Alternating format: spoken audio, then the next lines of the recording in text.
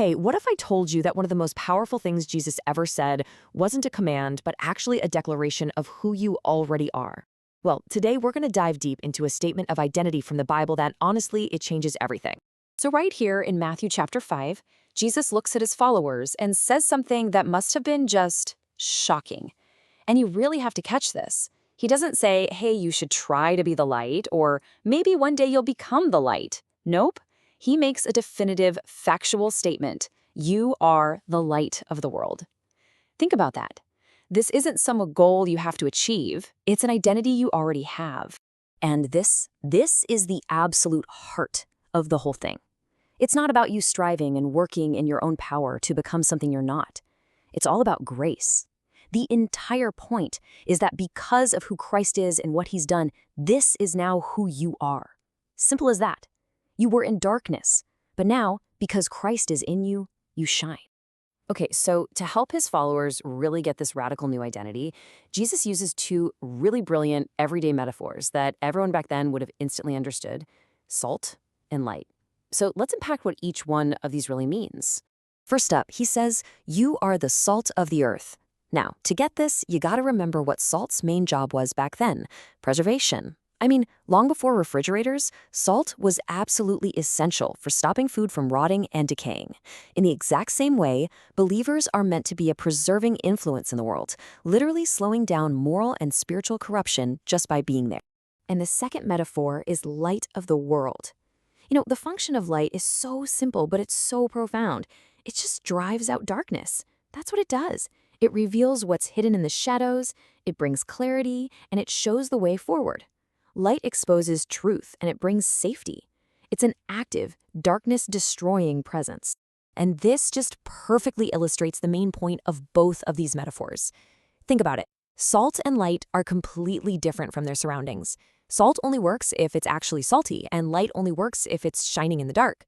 Their whole purpose is to have a noticeable, transformative impact, not to just blend in and look like everything else. Okay, so we get the what. We are salt and light. But that naturally leads to the huge question, why? What's the ultimate goal of all this shining?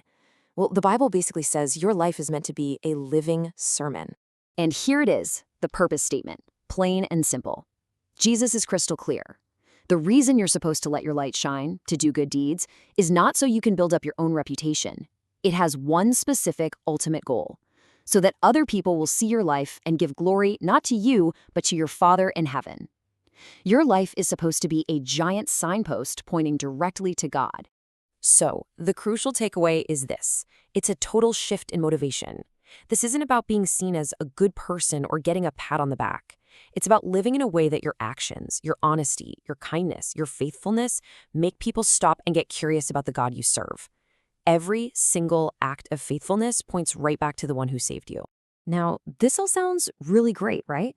But how do we actually do it? So this brings us from the what and the why to the super practical how. Let's look at some simple, actionable steps for what this looks like in our everyday lives. You know, it often comes down to these small but incredibly powerful countercultural choices, like being the one person who tells the truth when a lie would be so much easier, maybe at work or with your friends, or choosing to respond with kindness when someone is being cruel, especially online, or just deciding to stay faithful to your commitments when everybody else is bailing. These are the moments where your light shines the brightest. And this really requires being intentional. It means making a conscious choice, not to hide your faith just to fit in or be popular. It means letting your actions actually reflect God's love for the world. And when someone does notice and gives you a compliment, the goal is to redirect that praise right back to God. And you know what? This isn't a solo mission. It's about encouraging other people to live this way too. So, as we start to wrap this up, the message becomes incredibly clear, doesn't it? This isn't just a nice suggestion, it's a statement of who you are with a clear purpose and a direct call to action for your life right now. Really, it all comes down to a simple but powerful posture of the heart, something that can be summed up in a prayer just like this. It's a prayer of surrender, just asking God to be the one who shines through your life, so that in the end, He's the one who gets seen. And ultimately, after all the explaining and all the theology, it really just boils down to this powerful two-word call to action.